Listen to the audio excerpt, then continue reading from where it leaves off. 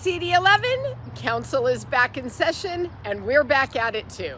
As we start a new year, I want to take a moment to talk about where we are and where we're headed. Here in CD11, we continue making targeted investments in traffic safety and quality of life. Last year, over my objection, the council scrapped our citywide speed hump program, which distributed safety improvements evenly across council districts, in favor of methods that left literally none in CD11. So now we're allocating hundreds of thousands of dollars of our own coastal transportation funding for speed humps on residential streets on the west side, where neighbors have been asking for traffic calming measures for years. It sucks we were cut out of the city's budget while other parts of the city weren't, but I'm not gonna let that stop our progress. Guys, we gotta slow down the speeding. Apps like Waze are turning our residential streets where kids play and ride their bikes into cut-throughs where people are speeding. And while you're at it, please put your phones down while you're driving. In other transportation news, the council approved my plan and the funding for our new protected bike lane along Jefferson Boulevard at the Ballona Wetlands, which is going to connect Playa Vista and Playa del Rey for the first time. This new fully protected bike lane is going to have a new mural that celebrates our protected natural environment.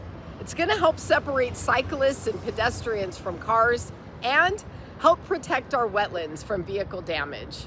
I'm personally really excited about this project because it completes the work we started back in 2023 when we cleared the half-mile RV encampment and began restoring the freshwater marsh and the Jefferson Trail. These enhanced amenities are part of the promise I made to leave our district better than I found it. Another major safety improvement we're making is on Oceanfront Walk, one of the most heavily visited locations in all of Southern California. Tragically, we've had instances of cars and motorized vehicles driving on the boardwalk and actually hitting people. But this week, the City Council supported my plan to fund and install permanent vehicle barriers that are going to keep cars off the boardwalk, but still allow access for our emergency vehicles. As for other areas around the district, later this year, we're going to launch our automated speed enforcement program to help crack down on some of the most dangerous roads in CD11. Over the last year, we've seen what happens when our infrastructure and public safety systems are stretched too thin. That's why I'm investing where it actually makes sense and makes a difference on the ground, in our neighborhoods, and in ways that people can see and feel. January always brings reflection, and this one comes with a lot of weight. Many in our community are still living with the impact of the fires and navigating rebuilding, insurance, and uncertainty. That reality hasn't faded just because the calendar turned. And neither is my commitment to getting people back home and making sure our city is better prepared moving forward. This week, firefighters began gathering signatures for a proposed ballot measure focused on long-term investment in the Los Angeles Fire Department.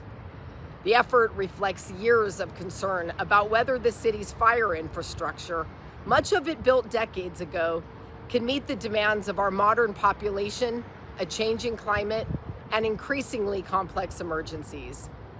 This measure is one of several moving into the public conversation as we assess what preparedness and public safety look like in the decades ahead. Thank you for staying engaged, for speaking up, and sticking together. We've got a lot of work ahead, but we're going to do it shoulder to shoulder. I'll see you this weekend on the West Side.